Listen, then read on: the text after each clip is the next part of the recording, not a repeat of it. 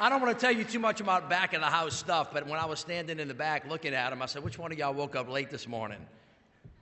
And because I did, right? So I don't know how many of y'all have kids back home and are carpooling, but when daylight savings time goes the wrong way and it's dark in the morning rather than light and you wake up late, I think I might have sped on the way to school this morning. It's unbelievable that all you guys are here. And we're thrilled to have you. Chris, thank you very much for that kind introduction. Nancy, it's great to see you. Thank all of you for taking the time to come to New Orleans. On behalf of the people of the city of New Orleans, one of the easiest things for me to do is to thank you for your book of business. You're sitting in the middle of one of the great stories about New Orleans' comeback. This is the Hyatt.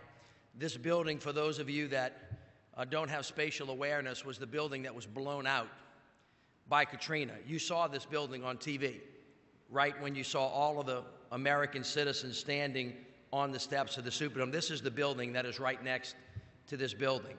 And it laid fallow and dormant for a very long period of time. It took a little bit of time for the folks from the Hyatt and the folks that own this property to think about what they were going to do. And while they were thinking about it and going through the spiritual journey they were thinking about as business people, the city of New Orleans took a lot of years to kind of figure out what she was going to do. And a convergence of a lot of things happened at once, where the people of New Orleans, 7 years ago, 17 feet underwater, decided to get dry and to get high, decided to go from being the worst to being the best. And everybody in the world said it couldn't happen. But something really interesting took root. And many of you have had this experience, unfortunately, in your life. When you have a near-death experience, clarity comes very quickly, and the need to do something different really kind of overpowers the desire to stay where you are. Now, it's not a fait accompli that desire to be better is going to take hold. It's something that you have to work hard at every day. But the people of New Orleans really, almost collectively, decided that they weren't going to try to build the city back the way she was. One of the things that we had to do to get to that moment was to really accept that Katrina and Rita had not caused all of our problems. We had to do a real deep dive and think about how we got to the place where a storm like Katrina could catch us either unawares. And so one of the things that we set about doing was really getting deep down inside and deciding what New Orleans should have always been. And the first thing that we had to do was to realize that we weren't nearly as bad as people said we were, and that we had it within us to be really good. And amazingly enough, when we found each other, when we started doing the hard things, getting up early, staying up late, working hard, putting one foot in front of the next, not accepting no, and understanding that there were some fundamentals that needed to be changed, the city of New Orleans started marching towards a better day. And so we started recreating our healthcare delivery system. While the rest of the nation was fighting over the last 4 or 5 years about the Affordable Care Act and how healthcare is supposed to organize themselves, we had a hospital that's about 4 blocks from here called Charity Hospital, where everybody was born. That was a very central delivery spot for healthcare, and that thing got crashed to the ground. And what we decided to do was build a new medical center. The Veterans Administration Hospital is building their first medical center in 43 years in the country down the street. Next to that, LSU said, well, if they're in, we're in. So LSU and Tulane and a bunch of folks got together, and we're building about a $4 billion medical research center that's going to take care of primary care, secondary care, tertiary care, and quaternary care. For those of you that don't speak medical like I did, what that means is from soup to nuts, everything that you could possibly do, to the simple to the most complex stuff. But it's the next thing that is transformational. Aside from taking care of people that don't have access to affordable health care, and aside from teaching doctors, right, or doctors teaching young men and women how to be doctors, aside from research that doctors use, right, and aside from focusing on hard things like brains and genetics, et cetera, what we want to do is take the intellectual capital that is generated in that building and create a product out of it, which is done from time to time. But instead of sending that product off to have somebody else make it, we want to manufacture that product here with a big stamp on it that says made in New Orleans, and export that intellectual capital to the rest of the world, because that is where the value is. That's a value-added change. And just that idea right, from going to a place that just takes care of people that need care into that kind of value-added job creation is a transformational idea that we think is going to transform the economy of New Orleans. Now, you're sitting in this hotel. When this hotel got beat to death, the front of the hotel faced the Superdome. It was that way. But this hotel decided that, you know, if we want to change, we're not going to put it back like it was. We're going to create a structure and a space that is reflective of what the new New Orleans is going to be. And the new New Orleans was about having not just a hotel next to the Superdome where the Super Bowl was going to be, because they knew that already. There was a new rail line, a streetcar line that the government was going to produce outside. And then there was a lot of economic development. So they turned the whole hotel around and faced out.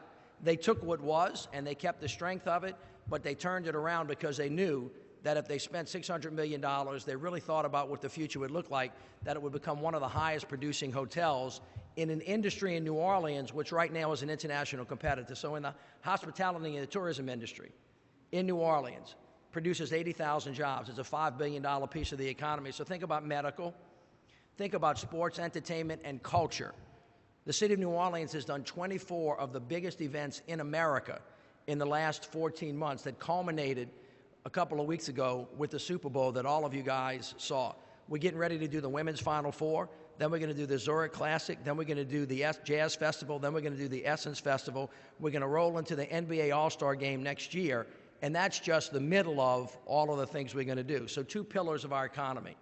Then the port is up and operating. And then while we were doing all of that, we knew that historically, cities and civilizations can't be better if you don't fix your educational system. And right now in the city of New Orleans, we're in the midst of one of the most historic education reform, really the most historic education reform in the country. As people yell all over the country about whether you're going to have charter schools, private schools, public schools, the city of New Orleans now has 85% of its kids in charter schools that are really focused on choice, accountability, and high student performance. And in 5 years, we have closed the achievement gap between kids in the city and kids that don't live in the city. And last year, we were noted by Newsweek to have one of the highest graduation rates in the country. That is a major turnaround. But I thank you for that. And what's beginning to happening is some of the stats that Chris told you about. All of a sudden, third parties are starting to say, what are those folks drinking down there? Not just Hurricanes, although we still like those. If you haven't had one, you ought to try it. But one of the things that's happened is the people of New Orleans have for better or for worse, kind of gotten their head straight about what needs to happen so that we can go from worst to best. And the first thing you have to do is believe in it. Then secondly, you got to be able to break down some sacred cows. And then thirdly, you need to stick with it. And then you have to be creative, and then you have to be willing to fail, because failure is a part of success. And if you're not willing to try something because you're too afraid that somebody's going to criticize you, then you're never going to get to that uncomfortable moment that creativity comes out of. And that is what New Orleans is going through right now. I will say this, to put somewhat of a temper some of the comments. I have said to the people of New Orleans many, many times, and it is essentially true, is that success and transformation is not a fait accompli. It does not happen on its own. It doesn't happen by itself, and it won't continue to be unless that becomes the way. So one of the things we're trying to focus on is not just the object of the end of an idea, but the way of creating, the way of being, the way of sustaining. That entire thing, just the way, is critically important to whether or not this city will stand up. I think she's got a bright future. The city of New Orleans is 294 years old. In 2018, we will celebrate our 300th anniversary. And on that day, one of the things we're going to try to do is condition ourselves between now and then of envisioning what a great American city looks like, and everything that we do between now and then moves us to that moment, to use it as an organizing principle, much like a country or a city does when you have the Olympics or the World Cup. And in 2018, if we are successful, you will see new transportation infrastructure that's actually second to none. You will see an education system that is now producing really great results for all of our kids so that they can realize the potential that they were all born with. You will see a healthcare delivery system that produces health right rather than sloth. You will see a government that is open and transparent, that is honest. You'll see a level playing field in the business community, and you'll see a glorious city that, by the way, before the United States became the United States of America, was the leading economic engine in North America. And that really is a possibility. It's not just a hope. It's not just a dream. It really is possible. And if every city in America could organize themselves around those principles and get to that point, how much stronger will America be as a country? Which leads us to the final principle. We hold ourselves out to the people of America in thanks for all that you've given us, and in a way to return the investment that you've made to us as the leading laboratory of innovation and change in America. That's who we are, that's what we want to be, and that's what we think we can become to repay the debt that you gave to us. And if the city of New Orleans can somehow be the place where the United States of America found herself again, found the ability to find common ground, to solve some of the most difficult problems in the world, and make us, and continue to put us in the position of being the economic powerhouse of the world, then we will have repaid in some very small way the very large debt that we owe to all of you. God bless you all. Thank you all so much for coming. I hope you have fun.